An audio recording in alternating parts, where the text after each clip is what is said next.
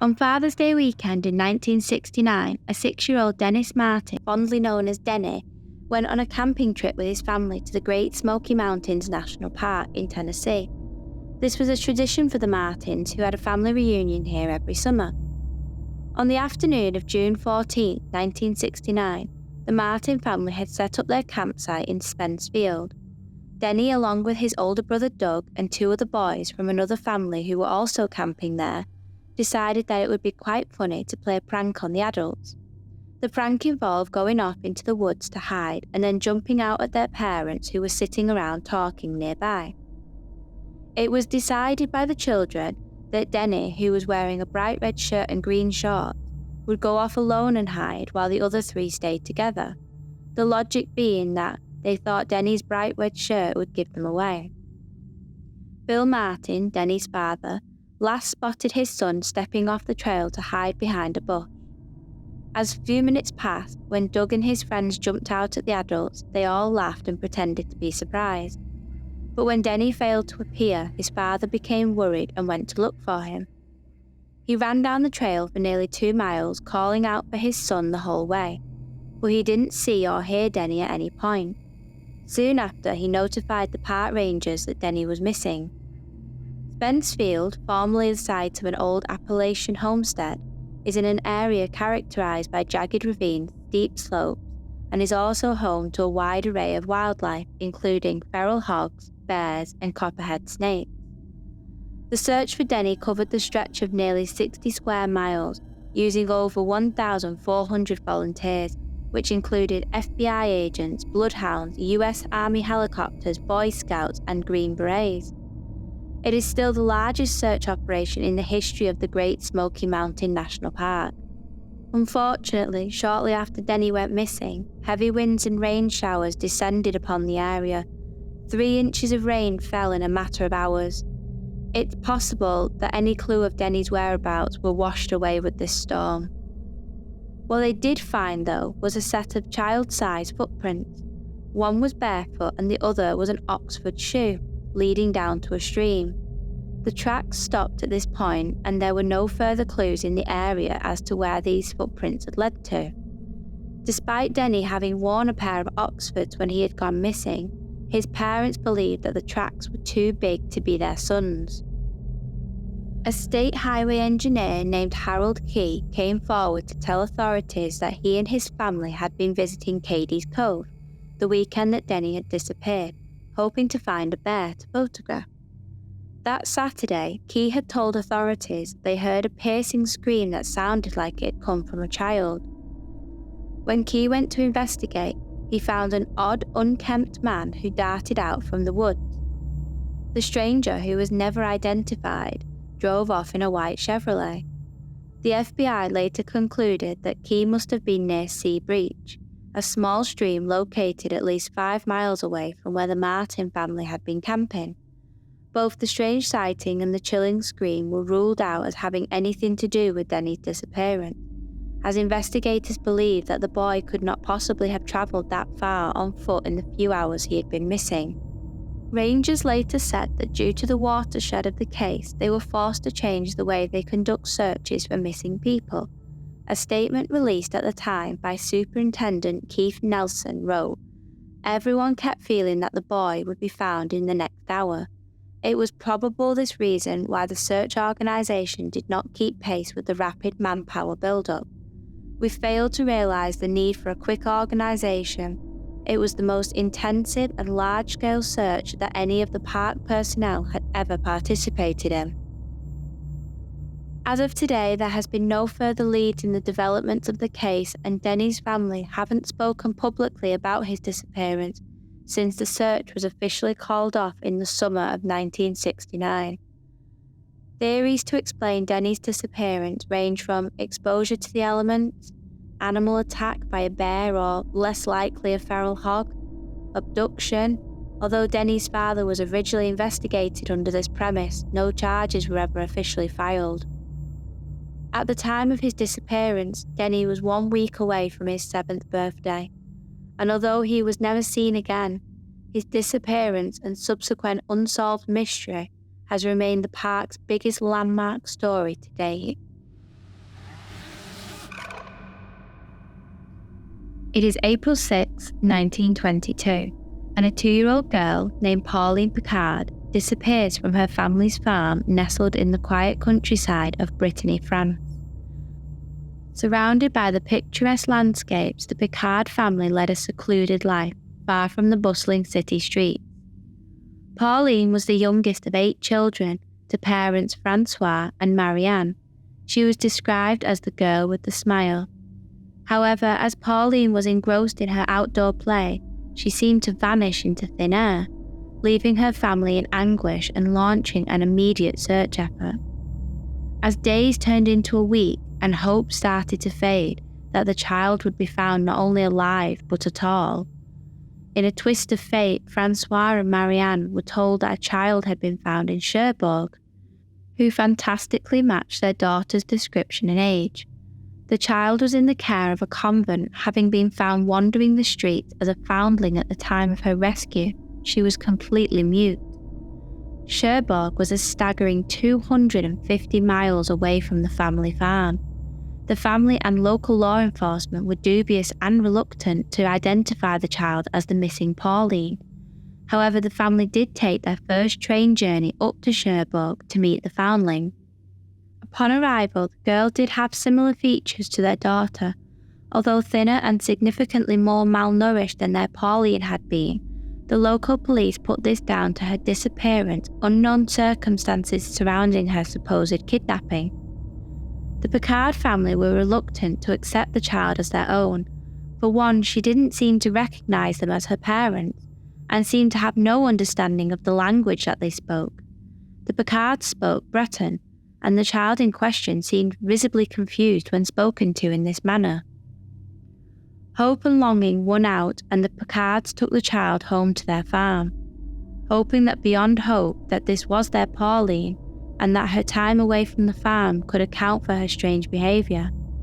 The child seemed visibly frightened when she was shown the space in which she had originally vanished from, giving credit to the claim that this was in fact Pauline Picard. The family settled and continued their lives. However, this is not where Pauline's story would end. On May 5th, a body of a small child would be discovered at the edge of the Picard's property. Upon further investigation, it would be confirmed it was the body of a small female. However, her head, hands, and feet had been removed. Alongside her body was the skull of an adult male, presumed to be a second victim. The police never formally identified either body, as decomposition and animal scavenging had made this next to impossible. Upon further investigation, a pile of neatly folded clothes was found not far from the mutilated body of the girl.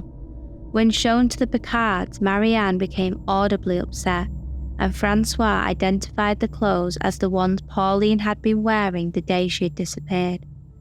Later that evening, it was reported by a neighbour who had asked Francois, "Is the girl yours?" Francois looked up to the sky and cried, "God forgive me, I am the culprit." He then ran away laughing wildly. He was from that moment admitted to a home for the mentally unstable, and police never questioned him again. The body of the young girl was claimed by the family as Pauline. The foundling, which was brought from Cherbourg, was returned to the city, whereupon she was taken in by the sisters at the convent in which she had been first brought to. However, there too lies a tragic end.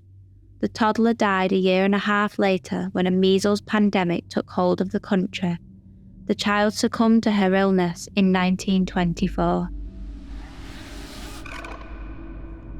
In the heart of the vast Sierra Mountains, a tragic tale unfolded. Kenny Miller, a 12-year-old boy from Oakhurst, was on a hike with his parents in the Yosmentiy National Park. Kenny lived with a neurodisability which left him with the mindset of a 4-year-old. Because of this, his parents knew to watch him at all times. They came upon a river where Kenny was happily throwing pebbles into the water. His parents turned from him for only a matter of moments, and when they returned, Kenny was nowhere to be seen. An exhaustive search took place with close to 250 volunteers searching for the vulnerable boy. However, what they would eventually discover sent shivers down their spines. in a rugged terrain of the Carson Pass area, concealed secrets within a rocky expanse. It was near Stevens Peak, perched on a ridge, where a vigilant hiker stumbled upon the remains of young Kenneth.